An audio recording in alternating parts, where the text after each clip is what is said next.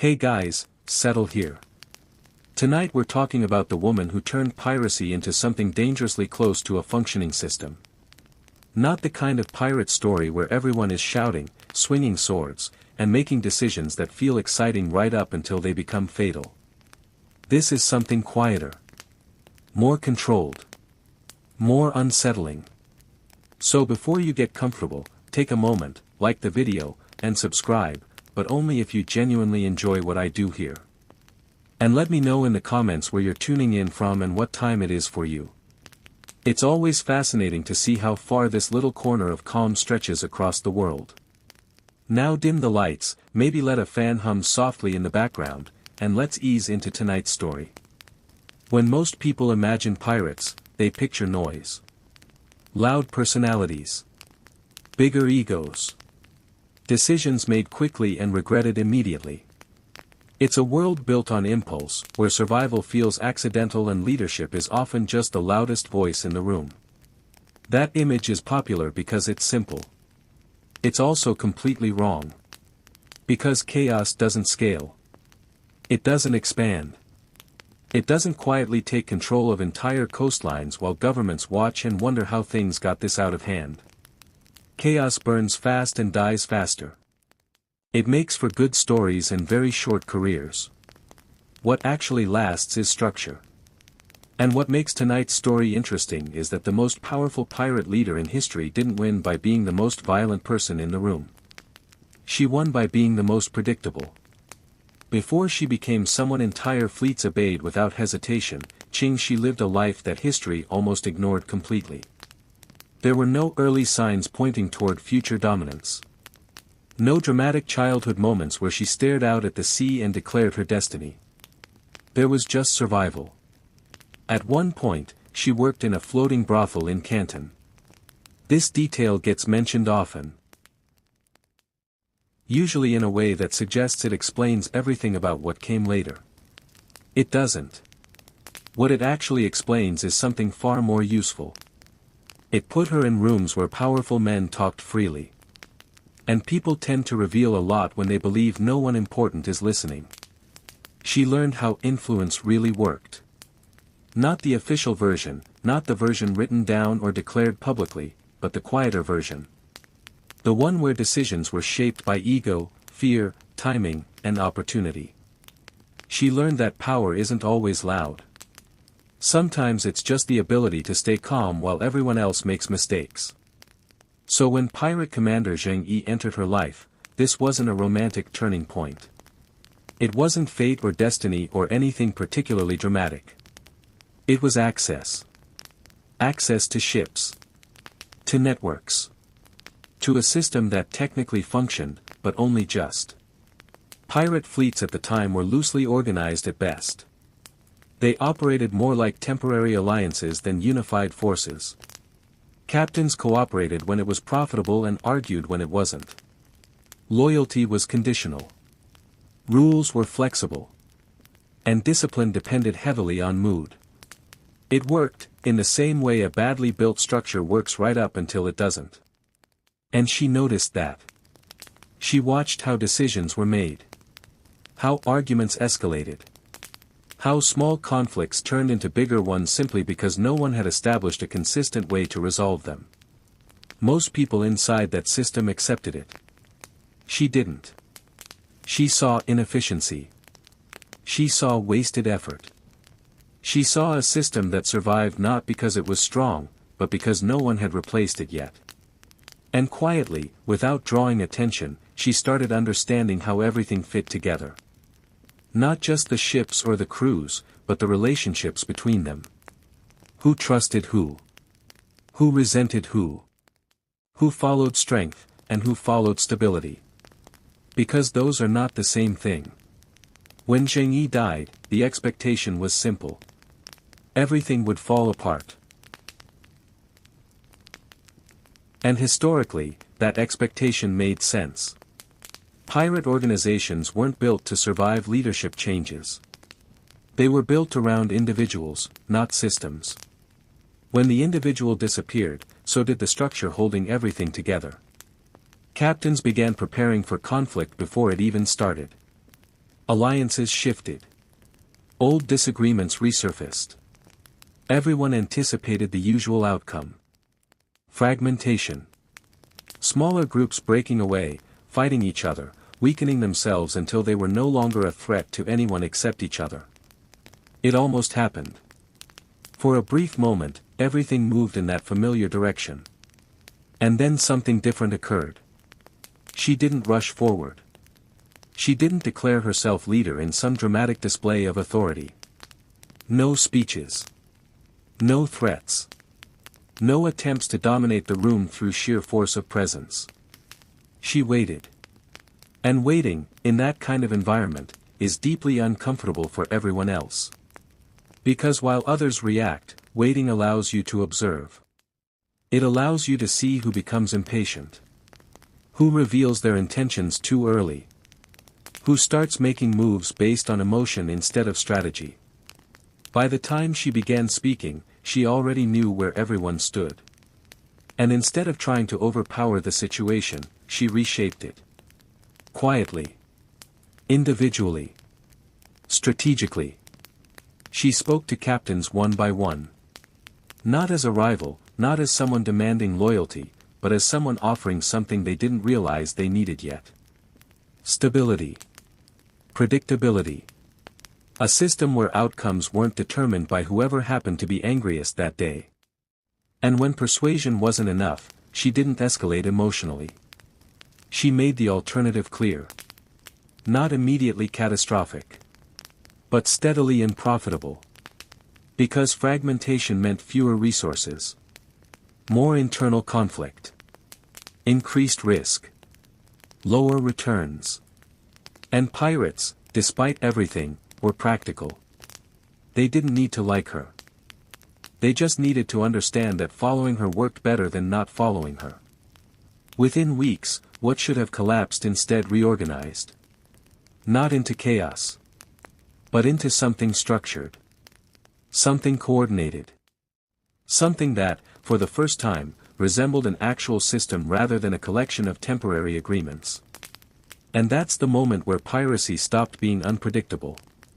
And started becoming dangerous in a completely different way. Because once you remove randomness from something already powerful, what's left is efficiency. And efficiency, when applied to something like piracy, changes everything. Because once a system begins to work, people stop questioning it. Not immediately. Not all at once. But gradually, in small, almost invisible ways. At first, the captains followed her structure because it was the least risky option.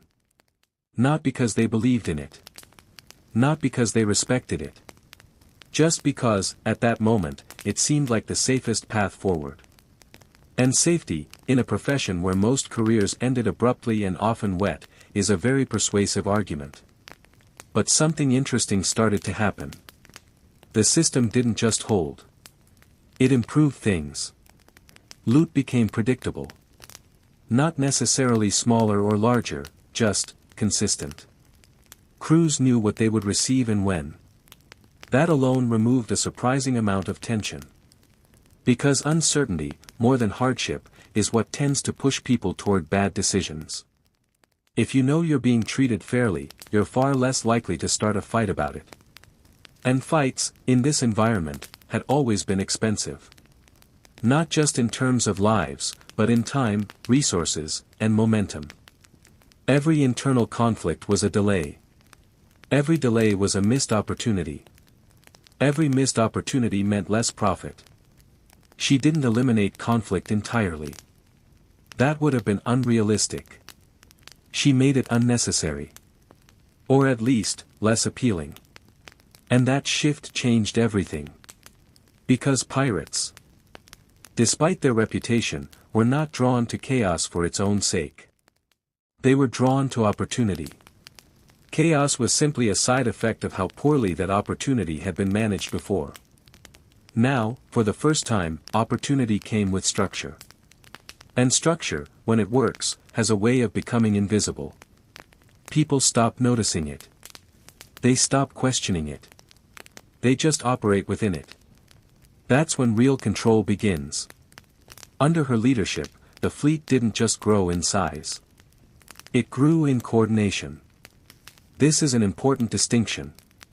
More ships alone don't make something powerful. In fact, without organization, more ships usually make things worse. More personalities, more conflicts, more chances for something to go wrong. But coordinated ships. That's different. Ships began moving with purpose. Routes weren't chosen randomly anymore. They were assigned. Planned. Adjusted based on information rather than instinct. Certain areas became controlled zones. Not officially, not on any map that governments would recognize, but in practice, very real. Merchant vessels learned quickly. There were places you could sail. And there were places you simply avoided. Not because you might be attacked. But because you almost certainly would be. And more importantly, you would be attacked efficiently. No confusion. No hesitation. No wasted movement. Just a system doing exactly what it was designed to do. What made this even more effective was something most people overlook. Communication. Signals between ships became standardized. Instructions were clear. Responses were expected. Delays were minimized. This sounds simple. It isn't. Because communication is often where systems fail. Messages get misunderstood. Orders get ignored. Timing falls apart. She reduced that. Not completely. Nothing is ever completely perfect. But enough. Enough that the fleet began to function as a single entity rather than a collection of individuals. And when that happens, scale becomes power. Not loud power. Not dramatic power. But the kind that builds quietly and becomes very difficult to challenge once it's established. Governments began to notice. Not immediately. At first, it looked like piracy as usual. Reports of attacks. Missing ships. Disruptions to trade. All of that had happened before. But then patterns started to appear. Attacks weren't random. They followed routes. They avoided certain risks. They adapted over time. And perhaps most concerning of all, they didn't collapse under pressure. Because that had always been the expectation. Push pirates hard enough, and they break. They turn on each other. They scatter. They become manageable again. This time, that didn't happen. Pressure was met with adjustment. Not panic. Not fragmentation. Just, adjustment. Like a system absorbing stress and redistributing it. That's when it became clear. This wasn't just piracy anymore. This was something closer to a rival structure. Not officially recognized. Not formally organized in the way governments understood. But effective. And effectiveness is what matters. Back within the fleet, something else was changing. Loyalty. Not the emotional kind. Not the kind built on admiration or personal attachment. Something more practical. Functional loyalty. People stayed because leaving didn't make sense. Because inside the system, they were safer. More profitable. More predictable. Outside of it, everything went back to uncertainty. And uncertainty, once you've experienced stability, feels far more dangerous than it used to. This is one of the more subtle forms of control. You don't need to force people to stay. You just need to make every alternative worse. Her rules played a crucial role in this. They were strict. Unforgiving. But consistent. And consistency, even when harsh, creates a strange kind of trust. Not trust in kindness. But trust in outcome. If you follow the rules, you know what happens. If you break them, you also know what happens. There's no guessing. No hoping that this time might be different. No wondering whether someone's mood will change the result. And in a world that had always been unpredictable, that clarity was powerful. Punishments were not frequent. That's another important detail. They didn't need to be. Because once a rule is established and enforced clearly, people adjust their behavior. Not out of fear alone, but out of understanding. They learn the boundaries. They operate within them. And over time, the need for enforcement decreases. Because the system begins to sustain itself. This is where things become particularly interesting. Because at this point, she no longer needed to actively control every aspect of the fleet. The structure did that for her. Decisions flowed through established channels. Problems were resolved within defined frameworks. Leadership became less about constant intervention and more about maintaining the system. And maintaining a system is far less exhausting than constantly managing chaos. She didn't need to be everywhere. She didn't need to be seen constantly. Her presence was felt through the rules, the expectations, the outcomes. And that kind of presence is much harder to challenge. Because you're not just challenging a person. You're challenging the entire structure around them. By now, the fleet had become something very different from what it once was. Not just larger. Not just more successful. But more stable. And stability, in this context, is what allowed everything else to grow. More ships joined. Not because they were forced to. But because joining made sense. Because outside the system, survival was uncertain. Inside it, survival was likely. And likely is enough. At its peak, the scale of this operation was difficult to fully comprehend. Thousands of pirates. Hundreds of ships. All operating under a shared structure. A shared set of rules. A shared understanding of how things worked.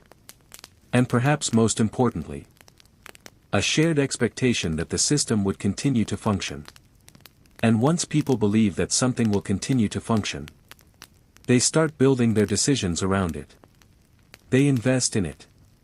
They rely on it. They stop preparing for its collapse. And that's when it becomes truly powerful. Because the most effective systems are not the ones that dominate through force alone. They're the ones that become normal. That become expected. That quietly replace whatever came before them without needing to announce it. And at this point in the story, that's exactly what had happened. Piracy, at least in this region, was no longer chaotic. It was organized. Structured. Predictable. And far more dangerous because of it. And the most unsettling part of all is that it worked. Not briefly. Not accidentally. But consistently. Over time. With results that forced even established powers to reconsider how they approached something they had once dismissed as disorganized crime.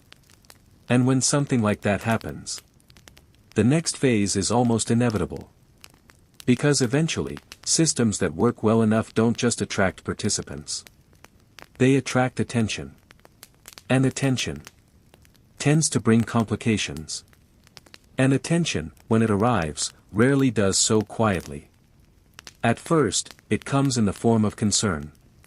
Reports passed between officials. Numbers that don't quite make sense. Trade routes that should be stable becoming unreliable in ways that feel organized. Not chaotic disruption. Directed disruption. And that distinction matters. Because chaos can be dismissed. It can be endured. It burns out, eventually. Organization has to be confronted. The coastal authorities began with the usual response. More patrols. More ships. More visible presence. On paper, this looked like action. It looked decisive. It looked like control. In practice, it changed very little. Because the problem they were trying to solve had already evolved beyond the solution they were using. Sending individual ships to deal with a coordinated fleet is like trying to solve a system problem with isolated effort. Each response is disconnected. Each action happens without full awareness of the others. Meanwhile, on the other side, Everything is connected. Information flows. Movements are anticipated. Adjustments are made before problems fully develop. When government ships increased their patrols, the fleet didn't panic. It adapted. Routes shifted slightly. Timing changed. Certain areas were avoided while others became more active. Not dramatically. Not in ways that would draw immediate attention. Just enough. Enough to maintain pressure without unnecessary risk. Because unnecessary risk had no place in a system designed to last. This is where the difference in mindset becomes most visible. The authorities were reacting. She was anticipating. And anticipation, even when imperfect, almost always outperforms reaction. Because reaction happens after something has already gone wrong. Anticipation happens before. Attempts were made to engage directly. Small confrontations at sea. Efforts to disrupt the fleet by targeting individual ships. But individual ships were no longer isolated units. They were part of a network. And when one part of a network is threatened, the rest responds. Not emotionally. Not dramatically. But efficiently. Support arrived when needed. Retreats were coordinated when necessary. Losses were minimized, not avenged impulsively. This frustrated the authorities more than outright defeat would have. Because defeat is clear. Frustration is slow. And over time, something more troubling began to happen. Confidence shifted.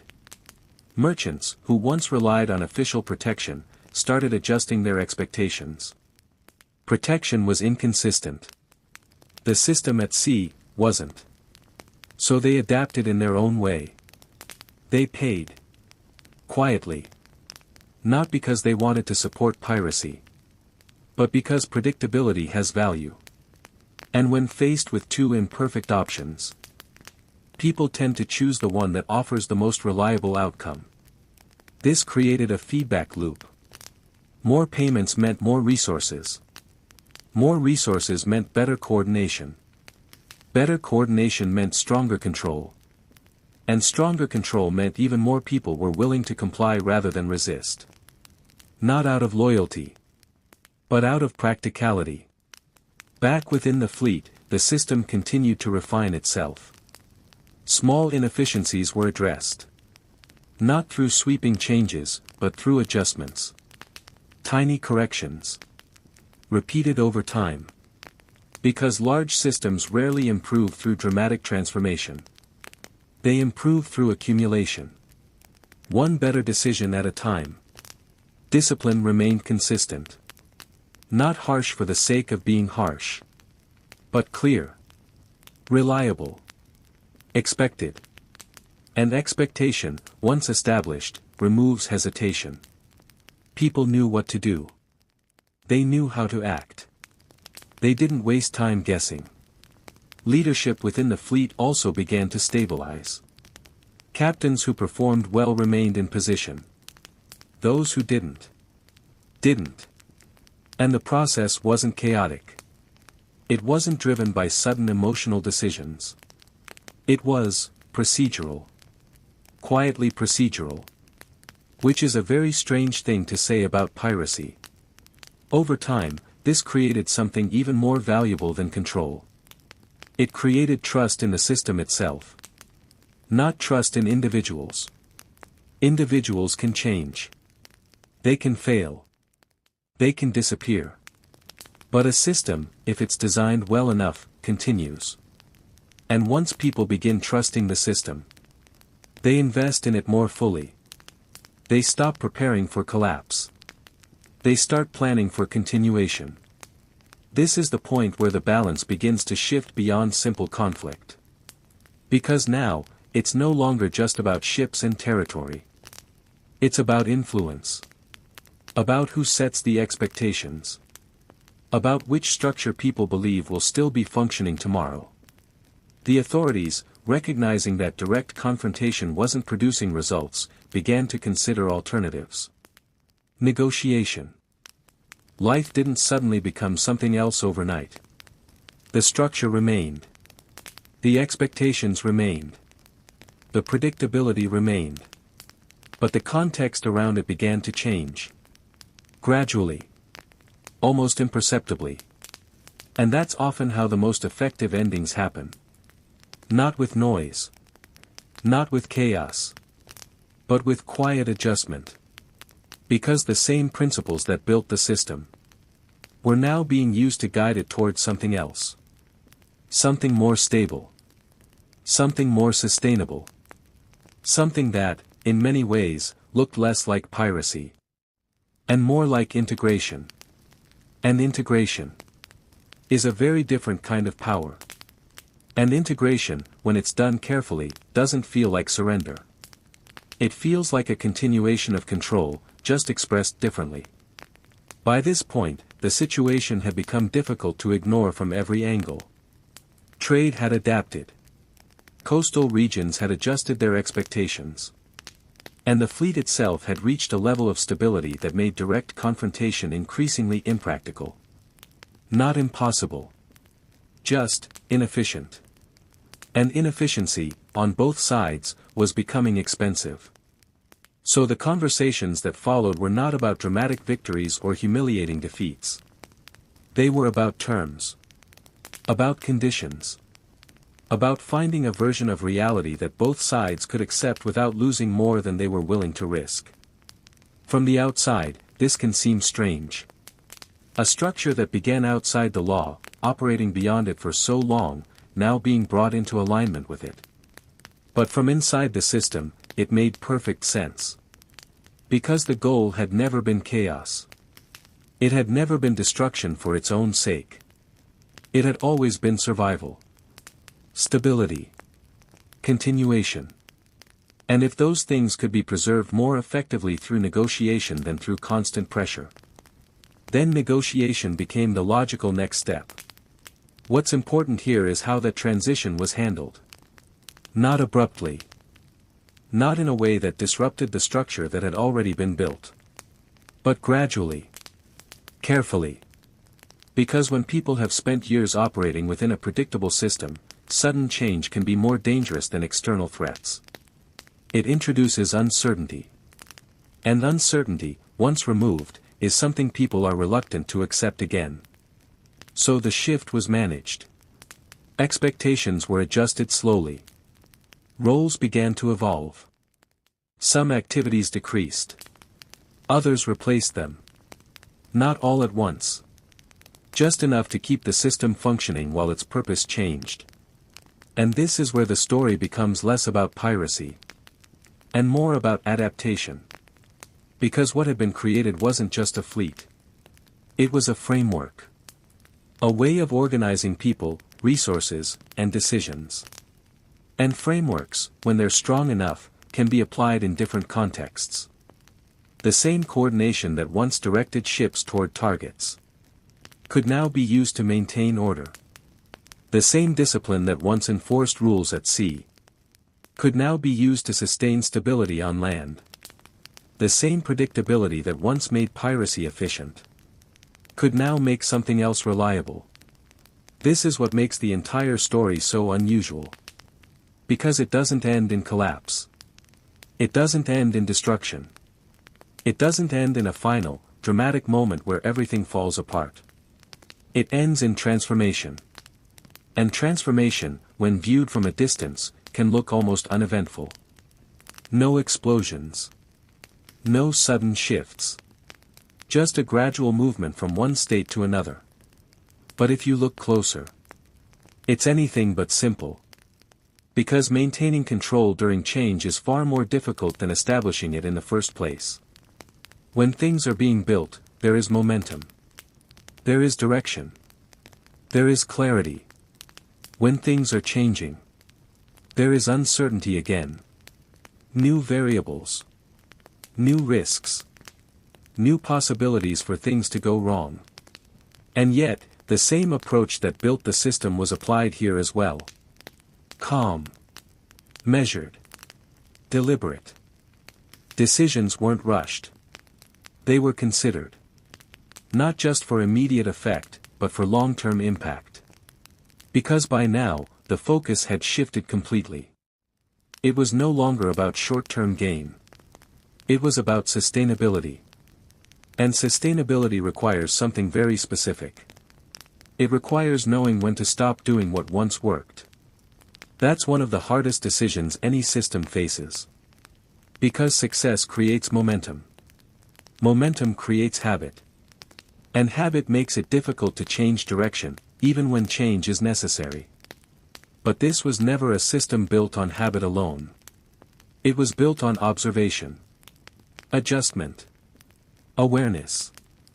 So when the environment changed, the system changed with it. And over time, what had once been seen as a threat began to blend into the structure around it. Not completely. Not instantly. But enough.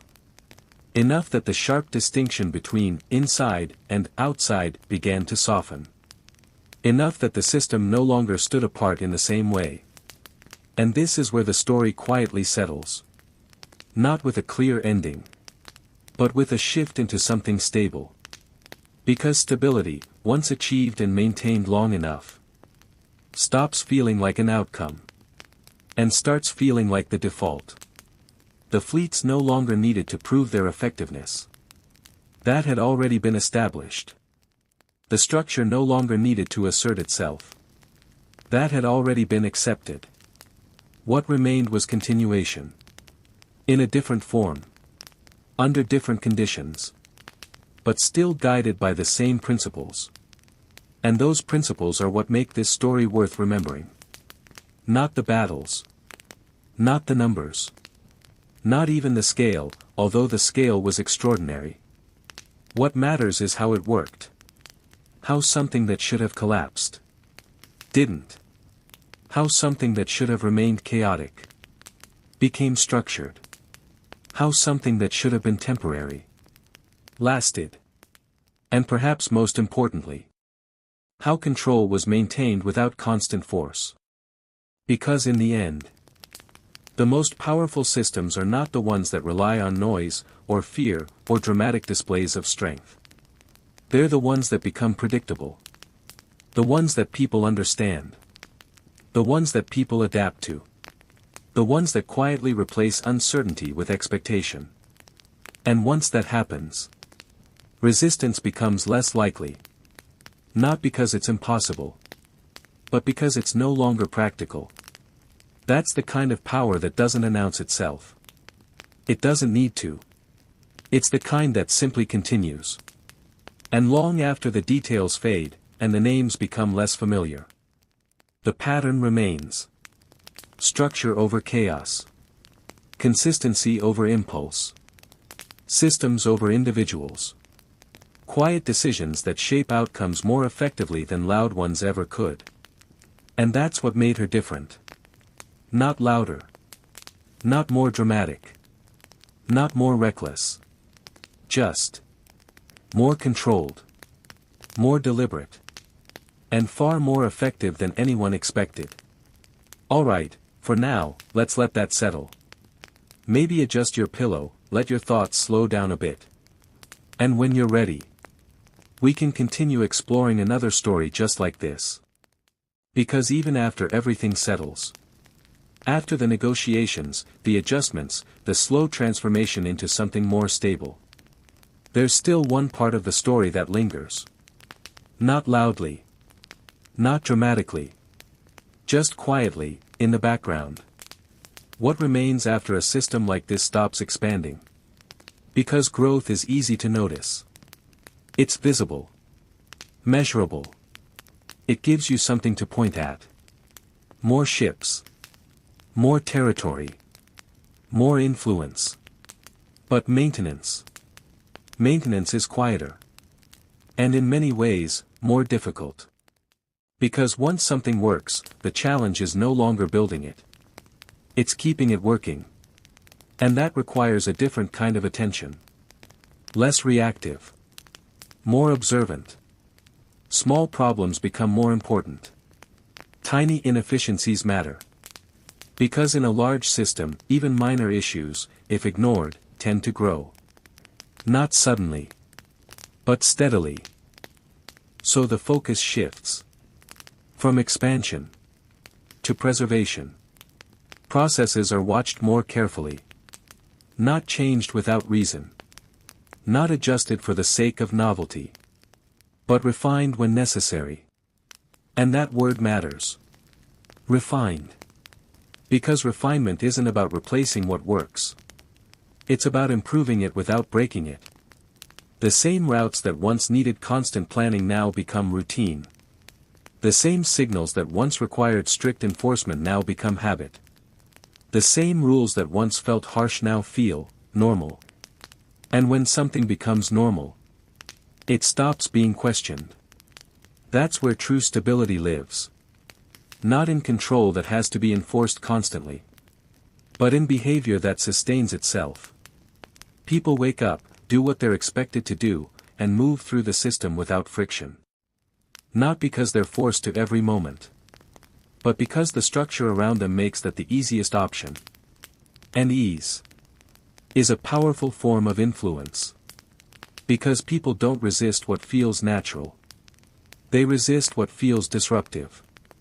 So if a system can make itself feel natural, it doesn't need to fight for control. It simply has it. Now, over time, individuals change. They always do. People leave. New ones arrive. Roles shift. But the system remains. That's the difference between something built around a person and something built around principles. A person can disappear. A principle continues. And this is perhaps the most subtle achievement of all. Because by the end of this story, what existed was no longer dependent on constant oversight. It didn't require dramatic leadership moments. It didn't rely on sudden decisions or bursts of authority. It functioned. Quietly. Consistently. And that kind of function is easy to overlook. Because it doesn't draw attention to itself. It doesn't demand recognition. It just works. And when something just works, people build their lives around it. They plan based on it.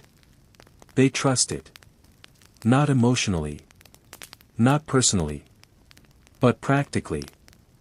And practical trust is often stronger than emotional loyalty.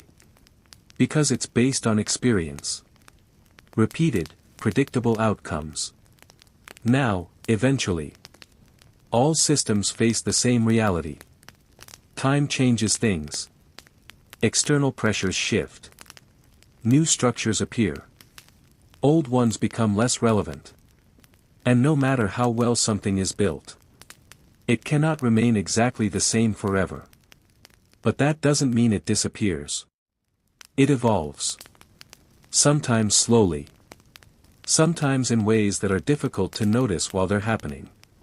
But the core ideas, the patterns, the way of organizing, of thinking, of structuring decisions, those tend to remain. They carry forward. Not always in the same form, but in familiar shapes. And that's how influence lasts beyond its original context. Not by staying exactly as it was, but by becoming something that can adapt. Something that can exist in different environments. Something that doesn't break when conditions change. Because it was never rigid to begin with. It was designed to adjust. And adjustment is what allowed everything else to happen. From the earliest observations, to the restructuring of the fleet, to the negotiations that followed, to the quiet transition into something more sustainable. Every step followed the same pattern. Observe. Understand. Adjust. No unnecessary noise. No wasted motion. Just a steady progression from uncertainty to structure, to stability. And if there's something to take from all of this, it's not about piracy. Not really. That's just the setting. What matters is the pattern underneath. Because this pattern appears in many places. In different forms. Across different times. Systems that begin in chaos. and becomes something more organized. More predictable. Because even when a story feels like it has reached its natural resting point, there's always one more layer. Not something dramatic. Not a hidden twist or a sudden reversal. Just a quieter question. What does all of this look like, from the outside? Imagine standing on the shore during that time. Not as part of the system. Not inside it. Just, watching. You don't see the rules being written. You don't hear the conversations. You don't understand the structure behind it. What you see instead are patterns. Ships that move with purpose. Not wandering. Not hesitating. Areas of the sea that feel controlled. Not officially. Not declared. But understood. You notice that some routes are always busy. And others are strangely empty. You hear stories. From merchants. From sailors. From people who passed through and came back, quieter than before.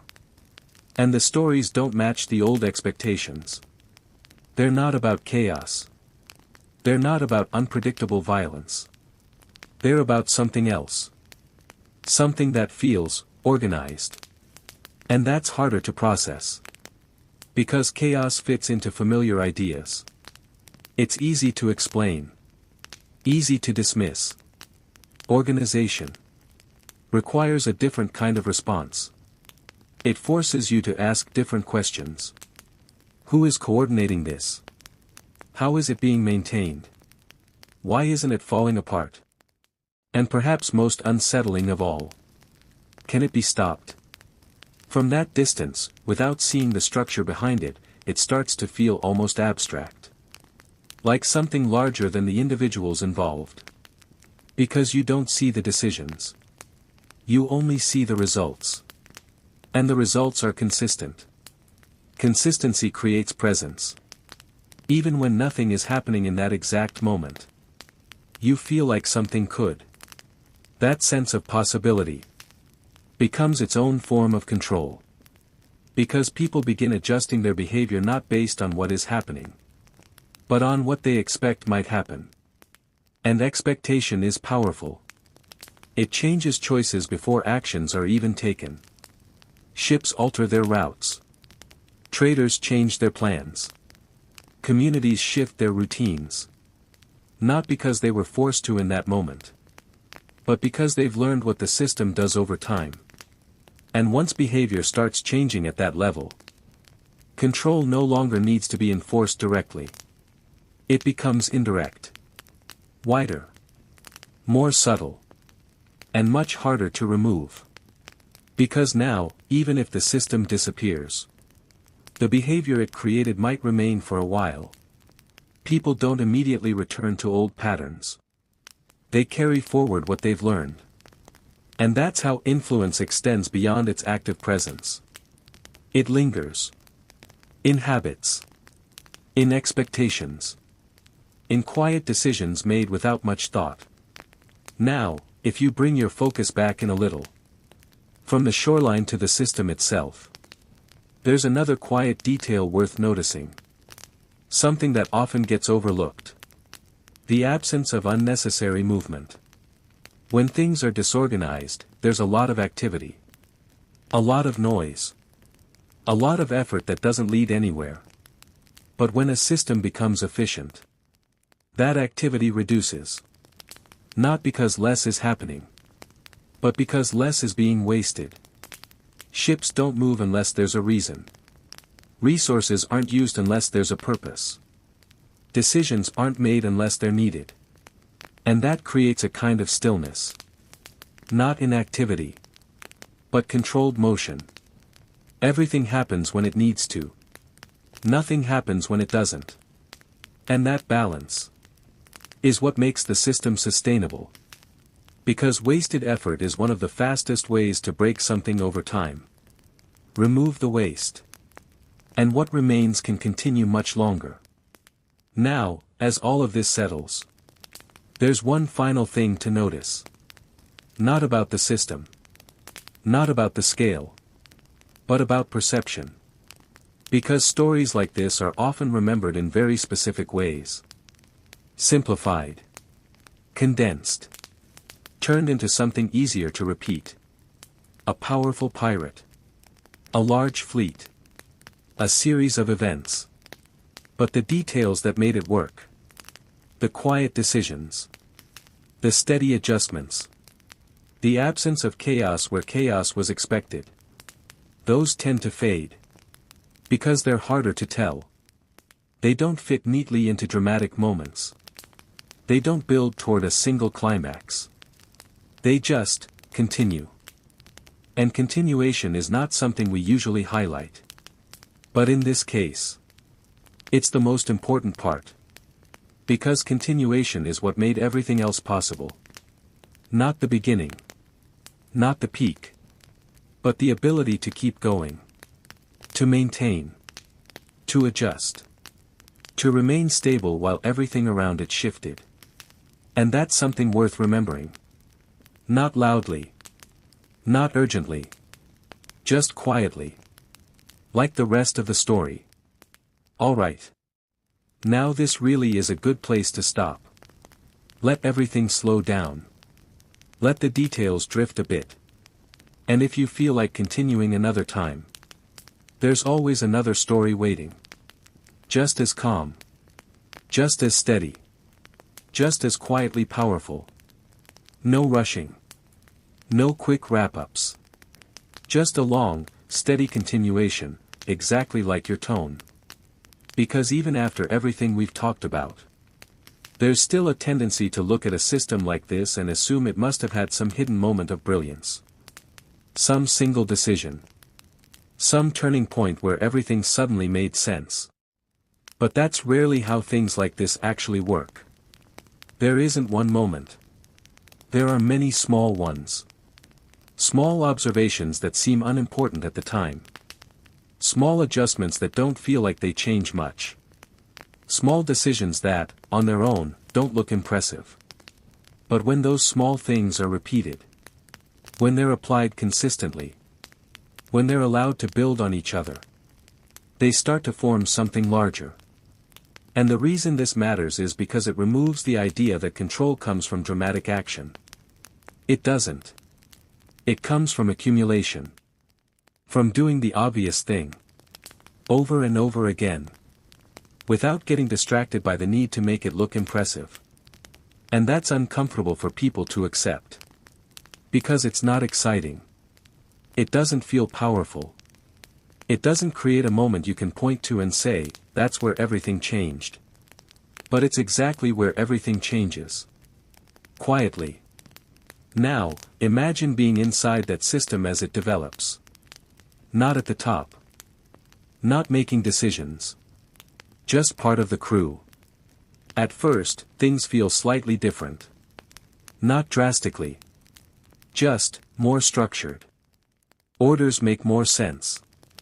They arrive more clearly. They don't contradict each other as often. You start noticing that arguments happen less frequently. And when they do happen, they don't last as long. There's less confusion about what happens next. Less hesitation.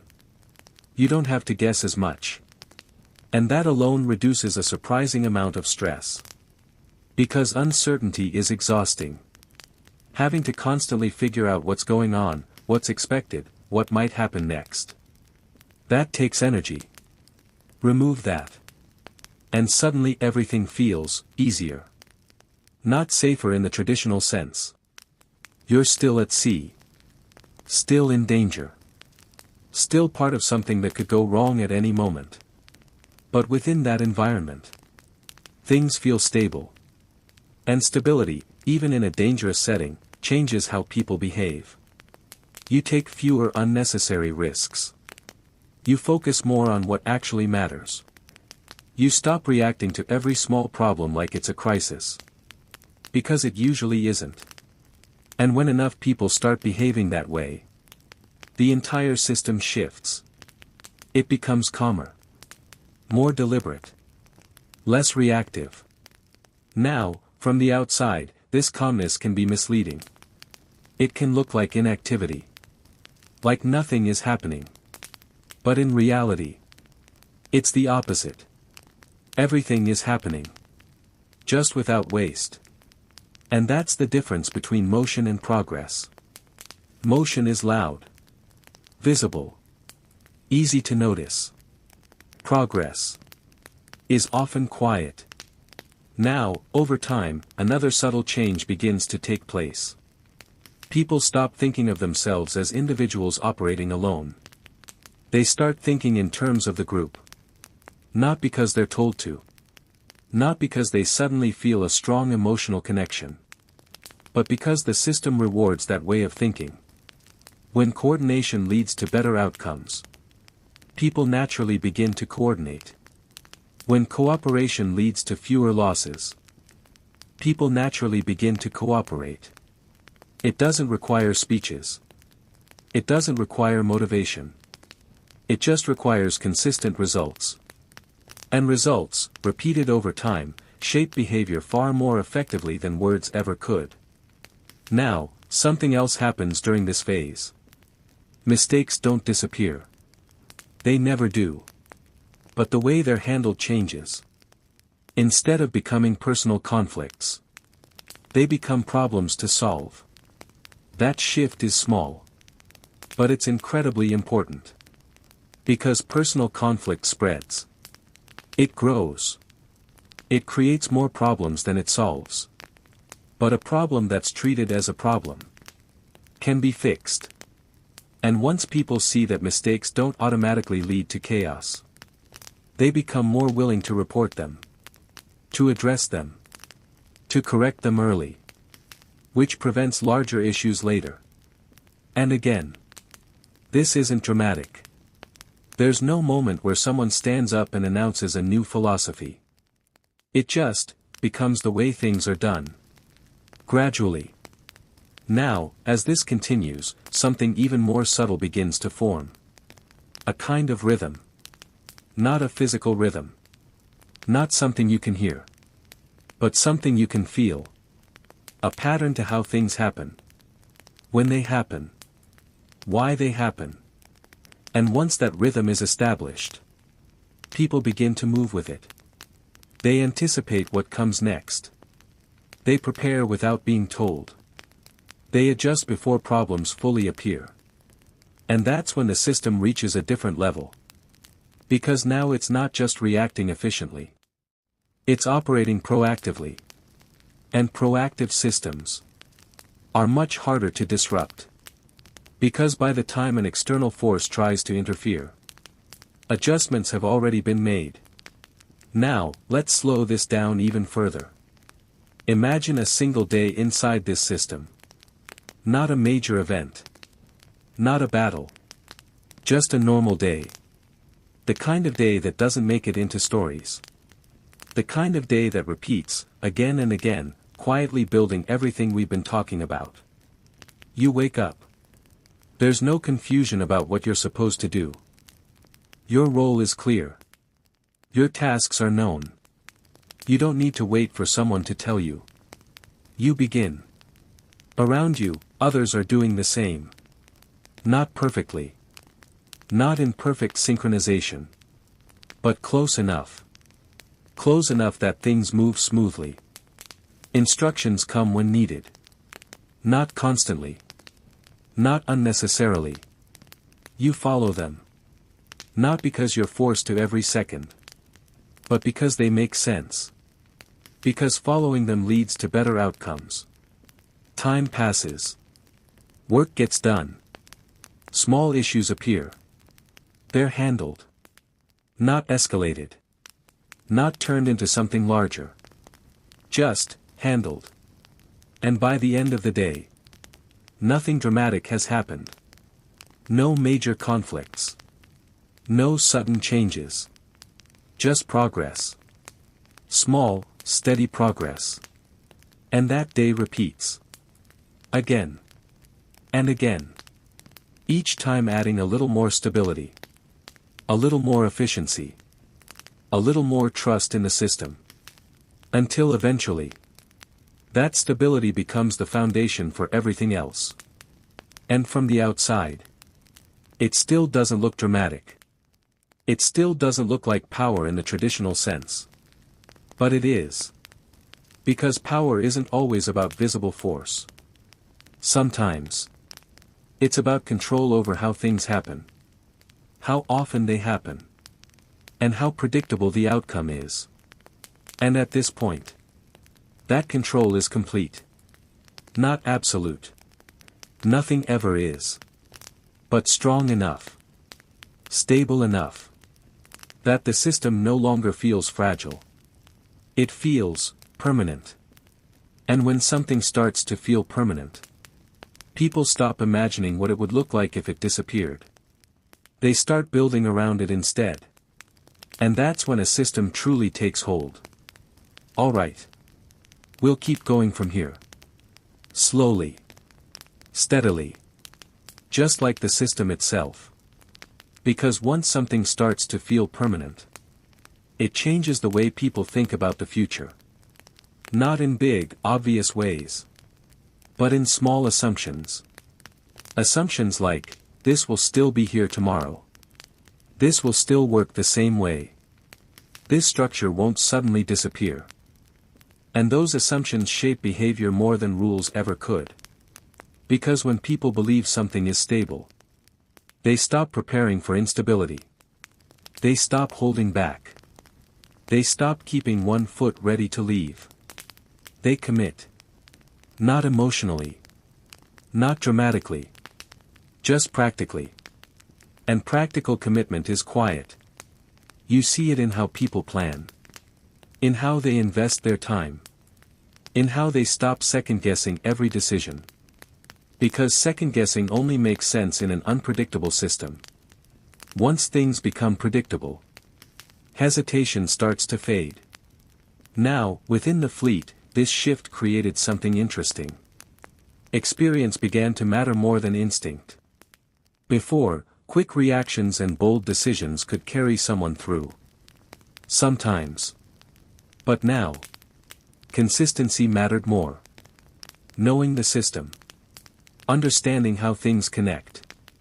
Recognizing patterns over time. Those became the valuable skills. And that naturally changed who succeeded. Not the loudest. Not the most aggressive. But the most aware. The ones who paid attention. The ones who noticed small changes. Who adjusted early. Who didn't wait for problems to become obvious. And over time, those people moved into positions of influence. Not through dramatic takeovers. Not through conflict. But through reliability. Because when something works, people trust it. And when people trust someone, they give them more responsibility. Gradually. Without needing to be convinced. Now, this creates a feedback loop. Reliable people strengthen the system. A stronger system rewards reliability. And that cycle continues. Quietly reinforcing itself. Until eventually, the entire structure leans toward stability. Not perfectly. But consistently enough. Now, let's slow things down again. Imagine another ordinary moment. Not a full day this time. Just a single interaction. A decision that needs to be made. In a less organized environment, this might turn into an argument. Different opinions. Confusion. Delays. But here, the decision follows a path. There's a process. A way things are handled.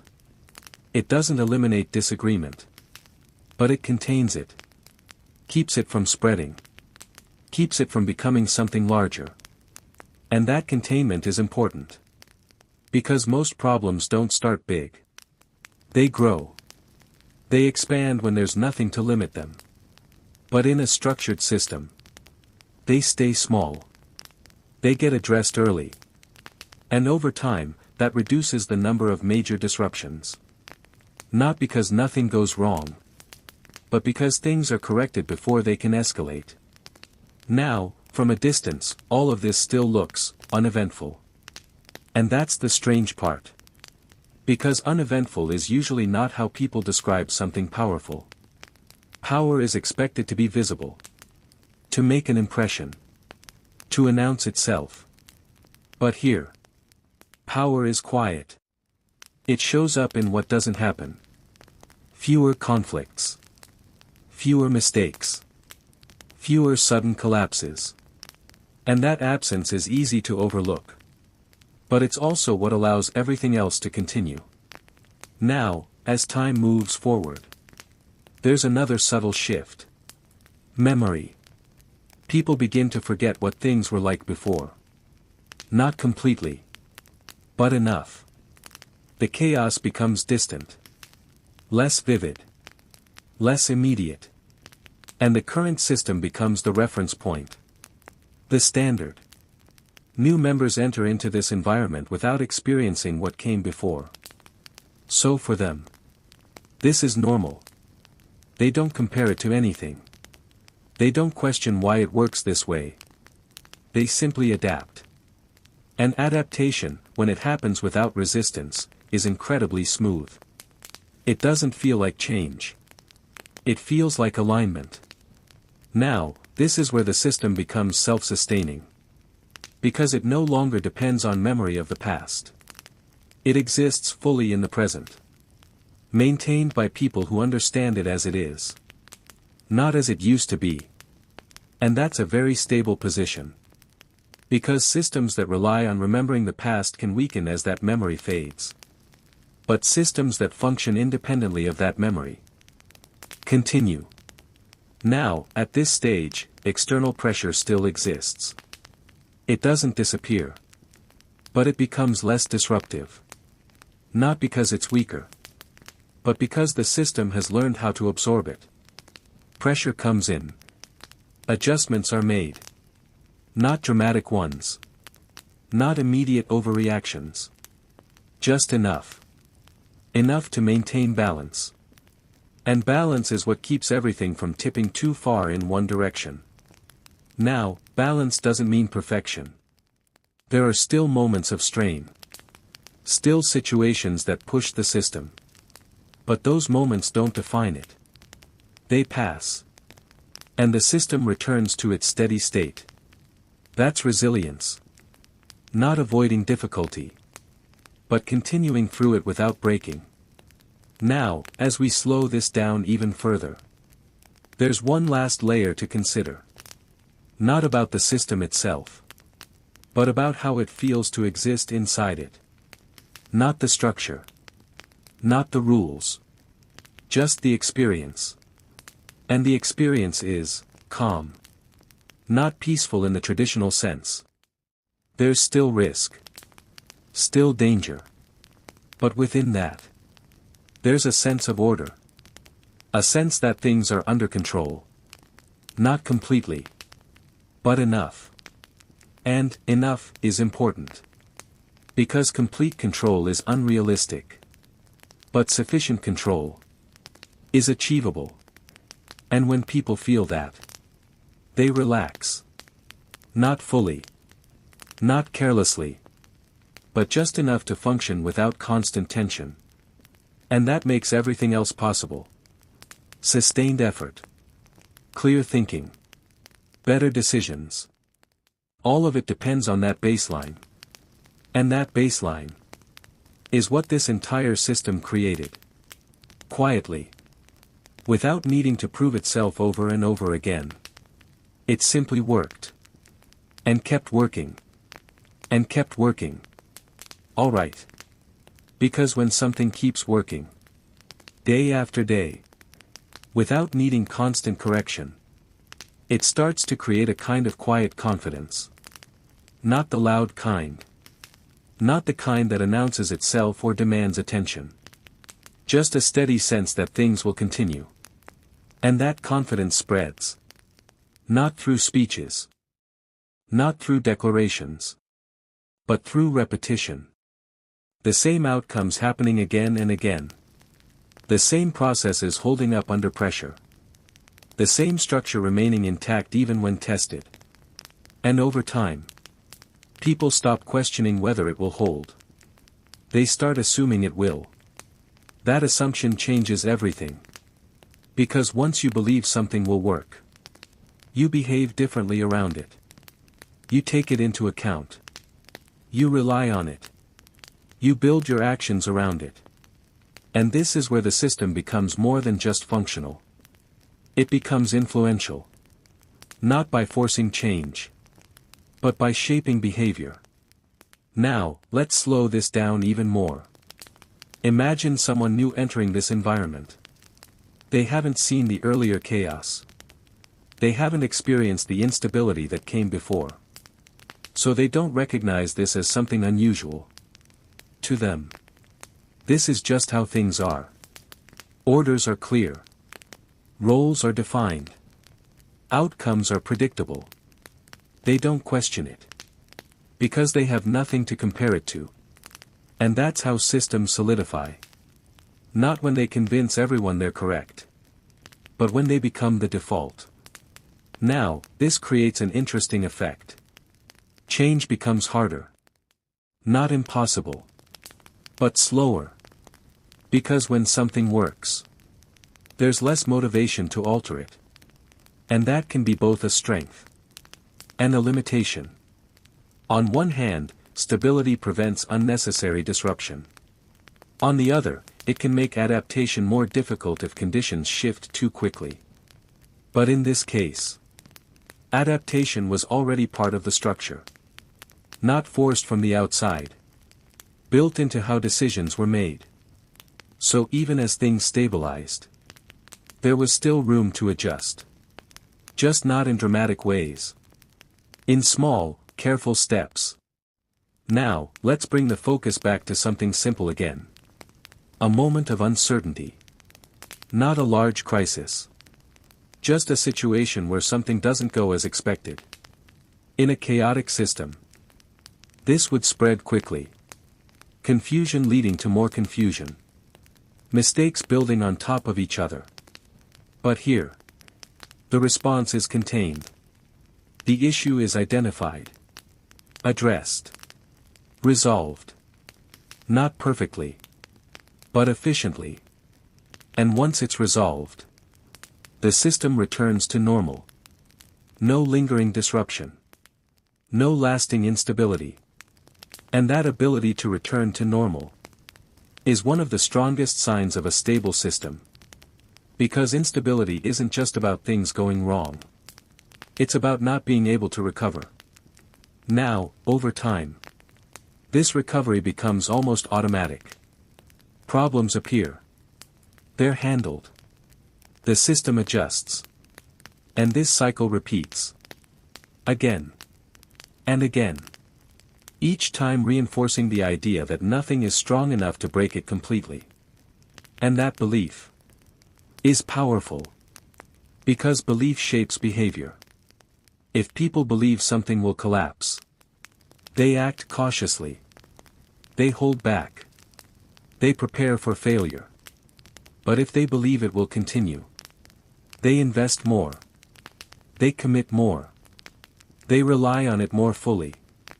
And that increased reliance strengthens the system even further. Now, at this stage, there's very little need for visible control. Rules still exist. Structure is still there. But enforcement becomes less active. Not because it's unnecessary, but because it's rarely needed.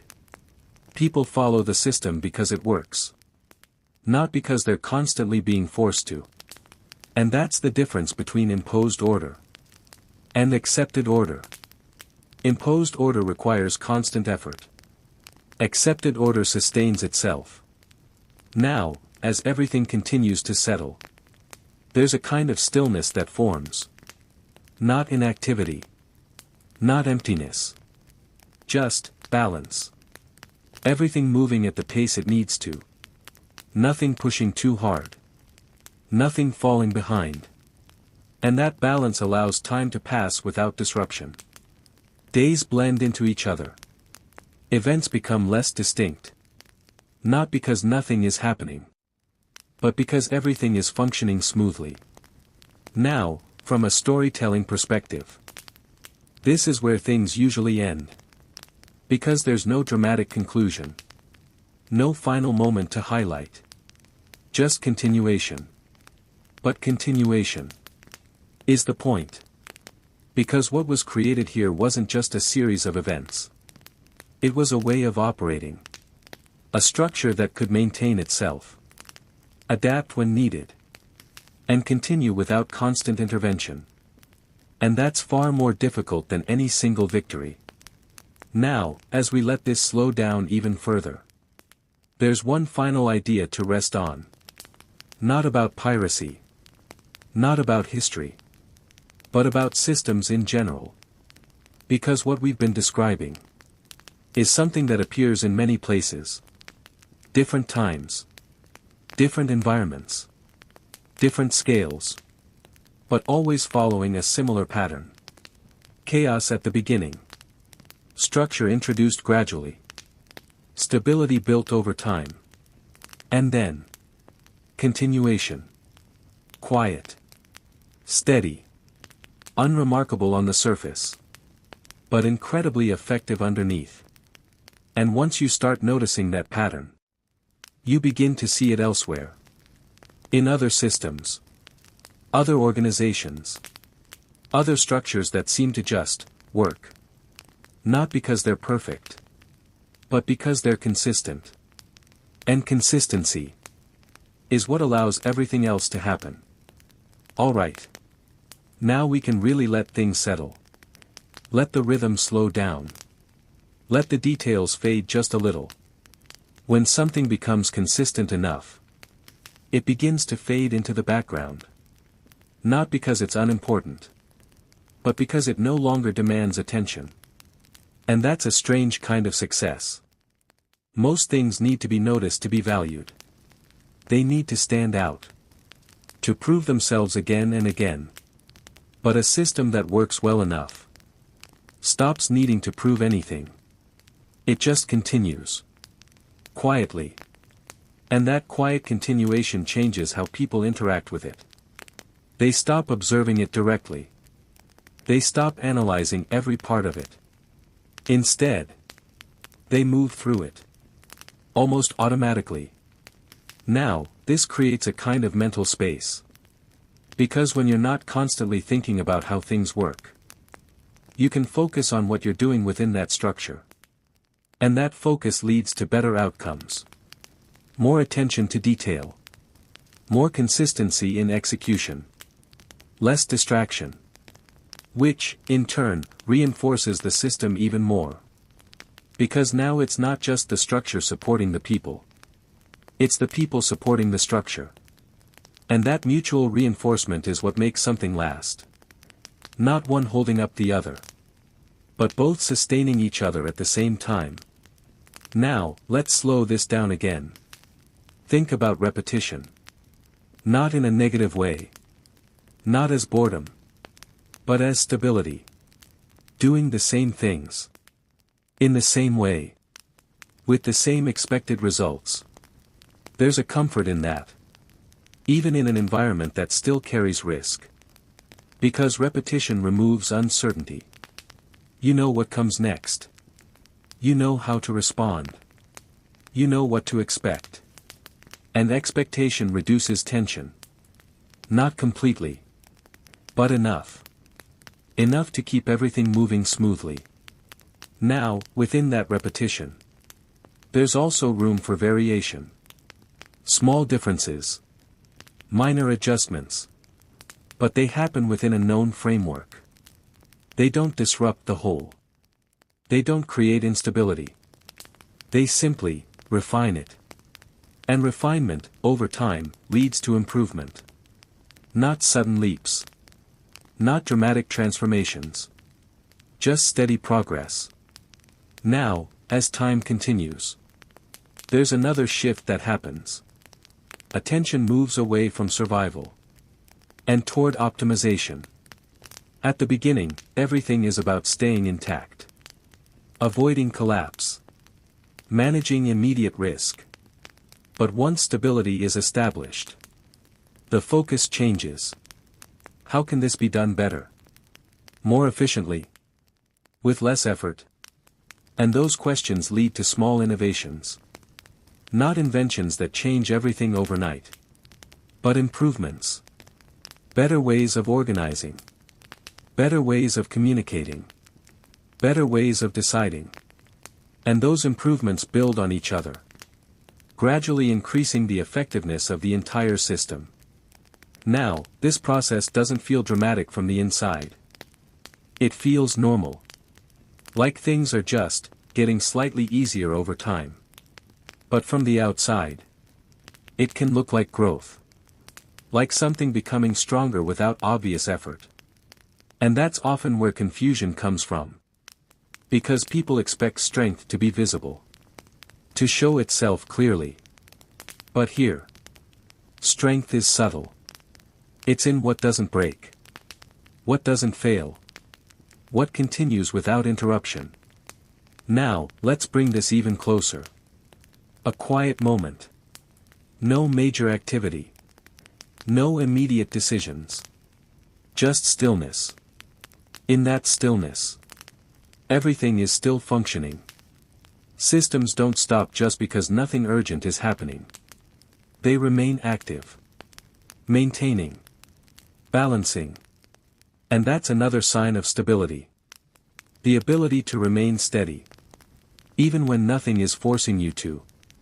Now, over longer periods. This steadiness becomes the defining characteristic. Not the moments of action. Not the occasional disruptions. But the long stretches where everything simply works. And those stretches are what allow everything else to exist. Because without them, there's no foundation. Now, as we let this slow down even more, there's one last perspective to consider. Time. Not in terms of events, but in terms of duration. How long something continues. Because longevity is one of the clearest indicators of effectiveness. Not perfection. Not power in the dramatic sense. But effectiveness. The ability to keep going. And keeping going requires balance. Not pushing too hard. Not changing too quickly. Not resisting change when it's necessary. Just maintaining alignment. With the environment. With the people inside the system. With the conditions around it. And alignment allows continuity. Which allows time to pass without disruption. And over time, that continuity becomes the story. Not what happened, but the fact that it kept happening. Again. And again. Without breaking. Alright. Let's let that settle for a moment. The quiet idea that the most powerful things aren't always the most visible. They're the ones that last. The ones that continue. The ones that become part of the background. And still shape everything within it. Take a slow breath. Let your thoughts drift a little.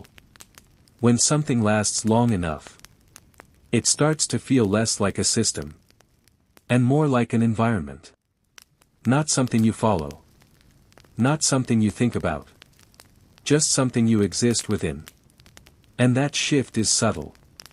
So subtle that most people inside it never notice when it happens. At the beginning, there are rules. Clear ones. Strict ones. You notice them. You think about them. You adjust your behavior around them. But over time, those rules become habits. And habits don't feel like rules. They feel like instinct. You don't stop to think, I should follow this structure. You just do. And that's when the system reaches its deepest level. Not when it controls behavior directly. But when behavior aligns with it naturally. Now, let's slow this down even more. Imagine movement across the sea. Not fast. Not urgent. Just steady. Ships moving along routes that no longer feel like assignments. But like routines. There's no hesitation in direction. No second guessing. Because the path is known. Not memorized in a strict sense, but understood. And understanding creates flow. Now, when something flows, it requires less effort. Decisions take less time. Actions feel smoother. There's less friction. And friction is what usually creates noise. Arguments. Delays. Mistakes. Remove friction. And everything becomes quieter. Not silent, but calm. Now, within that calm, there's still awareness. People are still paying attention. Still observing. Still adjusting when needed. But they're not reacting constantly. They're responding. And there's a difference. Reaction is immediate. Often unfiltered. Response is measured. Considered. And when an entire system shifts from reaction to response, everything stabilizes. Now, time continues to pass. Not marked by major events. Not divided into dramatic moments. Just, passing. And in that passing time, the system becomes more than just effective. It becomes resilient. Because resilience isn't about avoiding difficulty. It's about continuing through it without losing structure. Now imagine a disruption. Not a catastrophic one. Just something unexpected. A change in conditions. A new pressure. Something that doesn't fit perfectly into the existing pattern.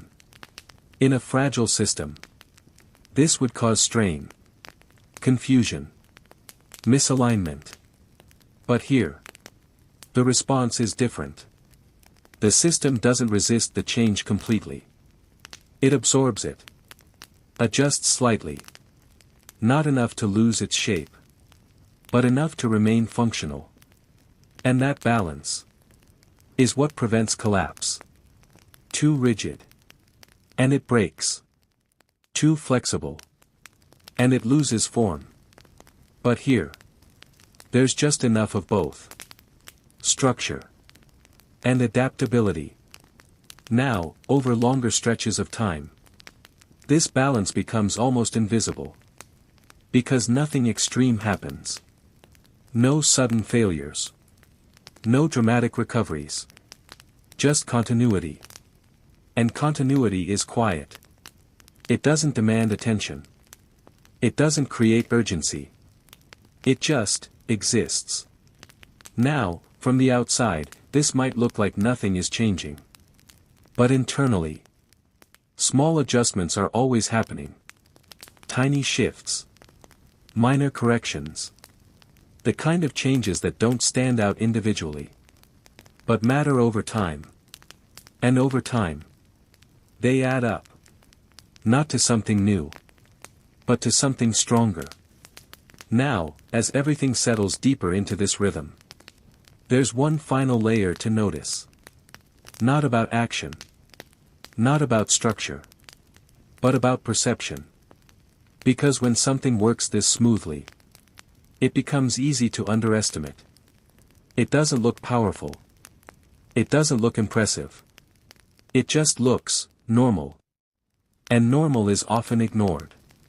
But that's exactly why it's effective. Because while attention is focused elsewhere, on louder things, on more dramatic things, this continues. Uninterrupted. Unchallenged. And over time, that quiet continuation shapes everything around it. Now, as we reach this point in the flow, there's no need for a conclusion. Because nothing here really ends. It just keeps going.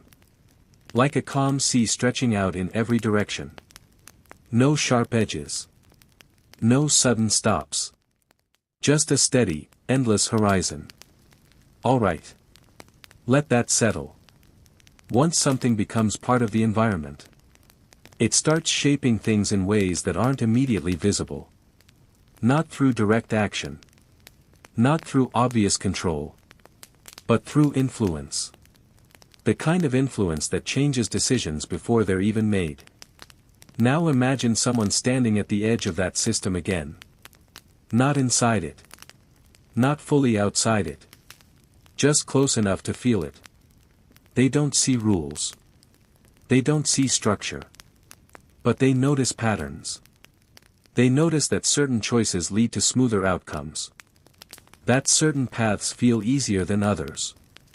And without being told, they begin to follow those paths. Not because they were instructed to, but because it makes sense. And that's how influence spreads beyond boundaries. It doesn't force itself outward. It gets adopted. Quietly. Now, let's slow that down even further. A single decision. Small. Almost unimportant on its own. Someone chooses one option over another. Not randomly. Not emotionally. But because experience suggests it will work better. That decision leads to a stable outcome. So next time, they make a similar choice.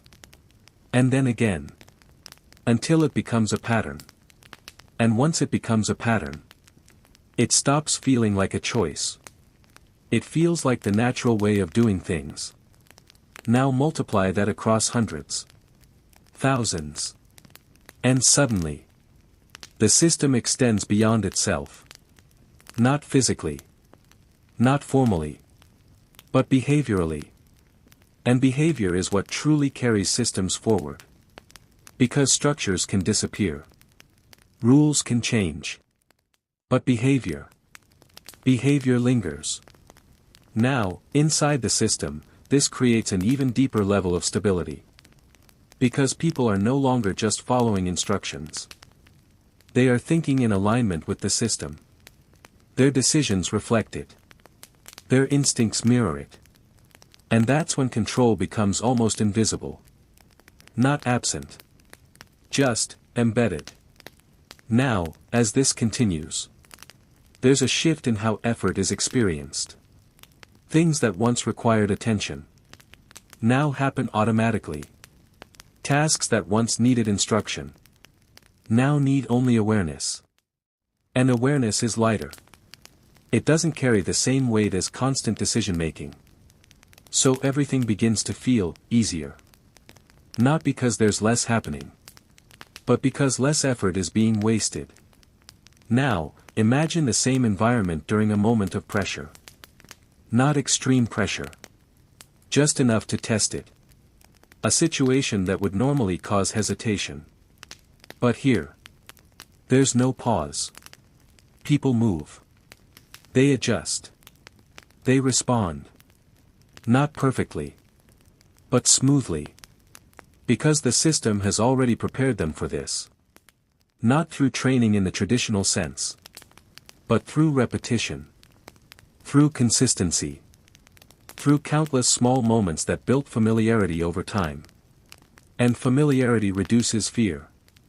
Because fear often comes from the unknown. Remove the unknown. And fear loses its grip. Now, as this continues, there's something else that starts to fade. The need for oversight. Not completely, but significantly. Because oversight is most necessary when behavior is unpredictable. Once behavior becomes consistent, oversight becomes less active. More observational. Less corrective. And that shift frees up attention. Attention that can now be used elsewhere. Refinement. Adjustment. Long-term thinking. Now the system isn't just maintaining itself. It's improving itself. Slowly. Quietly. Without disrupting what already works. Now, over longer stretches of time. This creates something rare. A system that doesn't just survive change, but absorbs it without losing identity. It remains recognizable. Stable. Even as small parts evolve. And that continuity is what allows it to persist. Now, let's bring everything down again. A quiet moment. Nothing urgent. Nothing demanding attention. Just stillness. And within that stillness, everything is still in motion. Not visibly. Not dramatically. But internally. Maintaining balance. Adjusting slightly. Keeping everything aligned. And that's the final layer. Not action. Not structure. But maintenance. The quiet, constant process that allows everything else to exist. Without it, nothing lasts. With it, things continue. And continuation is the most understated form of power there is. Not loud. Not visible. But enduring. And as everything settles into that understanding, there's nothing more to force. Nothing more to prove. Just a steady presence. Like the sea itself. Always moving. Always adjusting. But from a distance. Looking completely still. Let that sit for a moment. Let your thoughts slow down with it. When something reaches this level, it stops feeling like it needs direction. Not because direction disappears, but because direction is already built in. There's no need to constantly decide where to go. No need to question what comes next. Movement happens. Because it has happened before. Because it has worked before. And that repetition creates certainty. Not perfect certainty. But enough. Enough to remove hesitation. Now imagine that kind of movement over long stretches of time. Not hours. Not days. But months, years. The same patterns repeating. The same structure holding. Small adjustments happening quietly in the background. And over time, those small adjustments begin to shape everything. Not in obvious ways. Not in ways that draw attention. But in ways that accumulate. Because accumulation is what builds strength. Not single moments. Not sudden changes. But steady addition. Now, as this continues, there's a subtle shift in awareness. People stop focusing on immediate outcomes. They begin to think further ahead.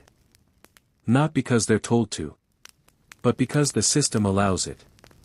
Because when the present is stable, the mind moves toward the future. Planning becomes possible. Not reactive planning. Not preparing for collapse. But steady, forward-looking thought. And that changes behavior. Decisions are made with more context. More patience. Less urgency. Because urgency is usually a response to instability. Remove instability. And urgency fades. Now, within this environment, time feels different. Not faster. Not slower. Just, smoother. Less fragmented. Less interrupted. Moments blend into each other. Not because they're identical. But because they're consistent. And consistency removes the sense of disruption. Now, from the outside, this can look like nothing is happening. But internally, everything is continuing. Quietly. And that quiet continuation creates something difficult to challenge. Because there's no obvious weakness. No clear point of failure. Just a structure that absorbs pressure and keeps moving. Now, over time, this creates a kind of inertia. Not physical inertia, but systemic. A tendency to continue in the same direction. And that inertia becomes its own form of stability. Because changing direction requires effort. And effort, in a system that already works, feels unnecessary. So things continue. Not because they must. But because there's no reason not to. Now, let's slow this down even more. A single moment again. No urgency. No decision required. Just awareness. You're part of the system. Moving with it. You don't feel controlled. You don't feel restricted. You just feel aligned. And alignment is important. Because alignment removes friction. You're not pushing against anything. You're not resisting. You're simply moving in the same direction as everything around you. And that makes everything easier. Now, as this continues, there's something else that begins to fade. The idea of alternatives. Not completely, but significantly.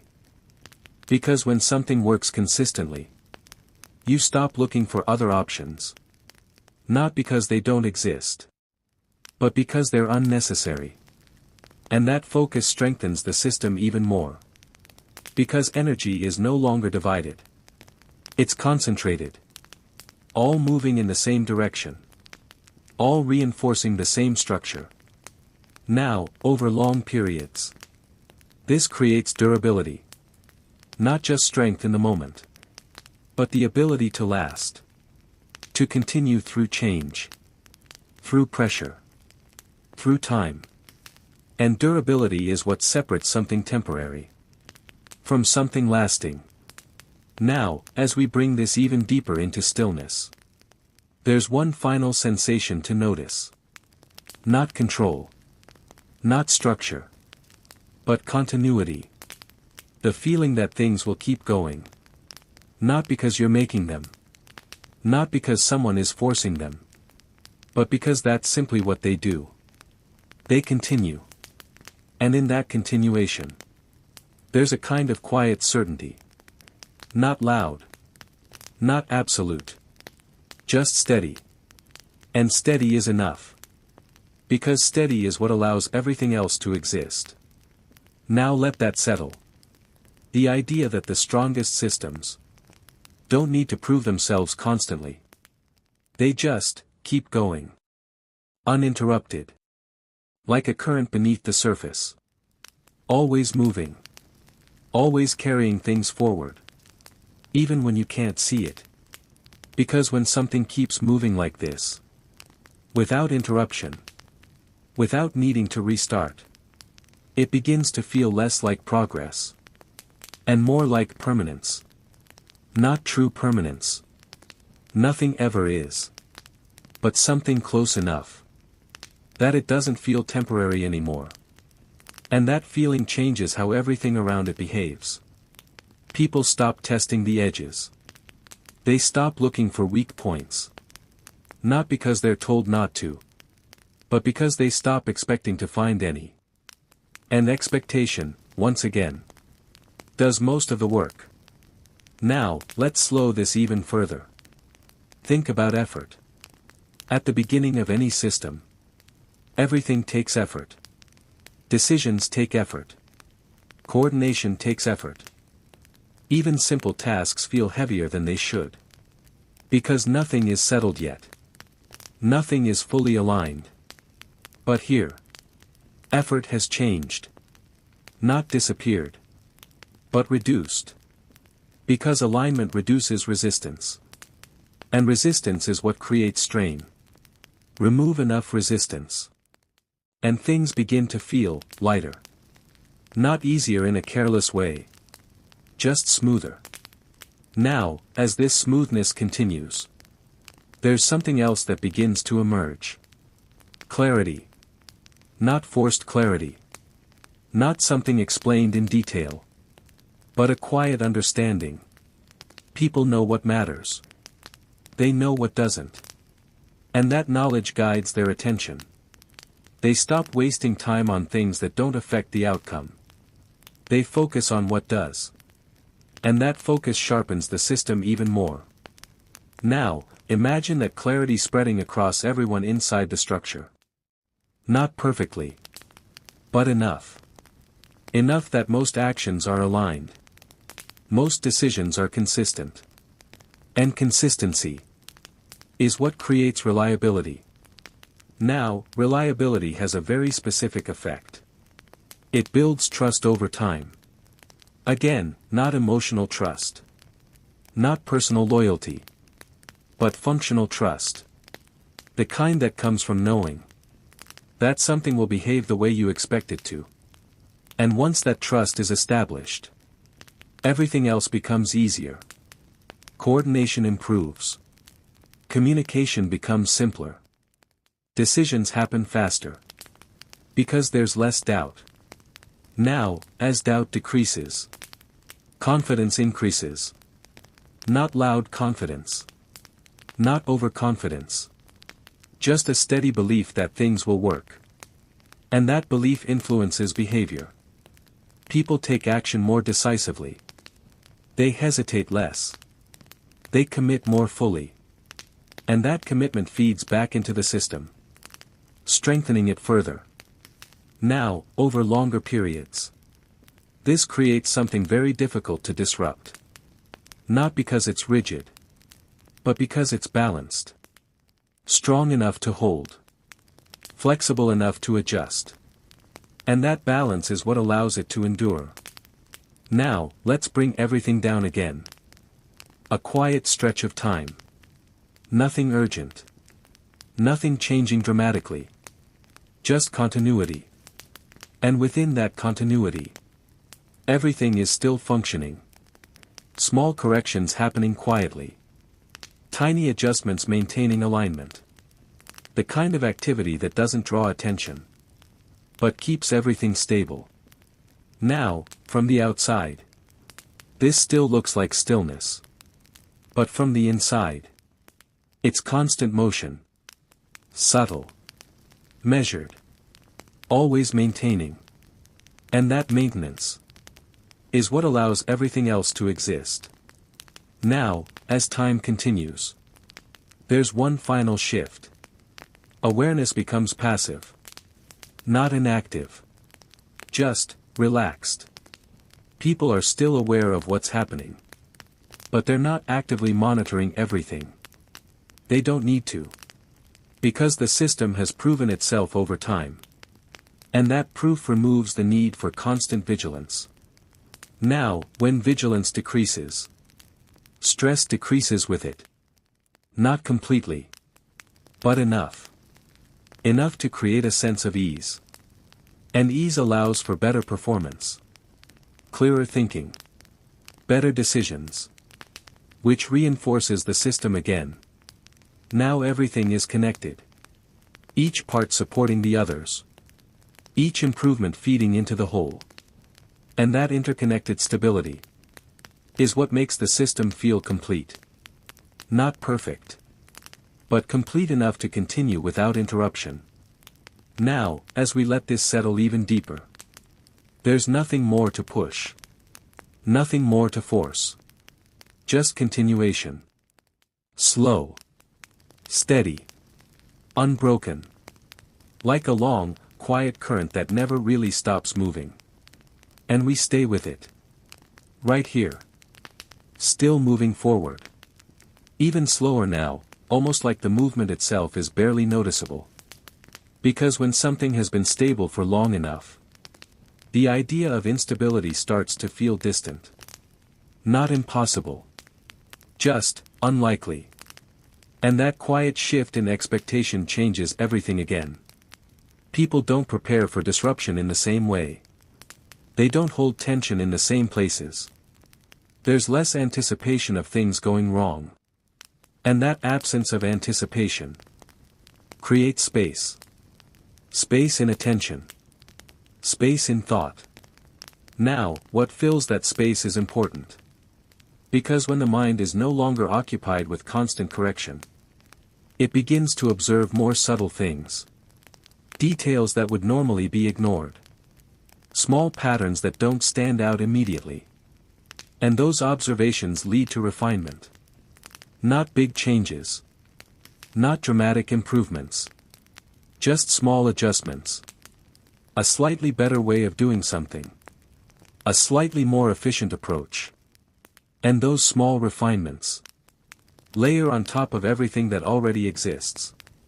Quietly improving it. Now, over time, these improvements become part of the structure. Not separate additions. Integrated. So fully integrated that it's hard to remember what things were like before them. And that's how systems evolve without appearing to change. Now, let's slow this down again. A moment of decision. But this time, there's almost no friction at all. The right choice feels obvious. Not because it's simple, but because everything around it supports that choice. Past experience, current structure, expected outcome, all aligned. So the decision happens. Almost automatically. And that's when efficiency reaches its peak. Not when decisions are made quickly, but when they require so little effort that speed becomes irrelevant. Now, as this continues, there's something else that begins to fade. The need for correction. Not completely. Mistakes still happen. But they happen less often.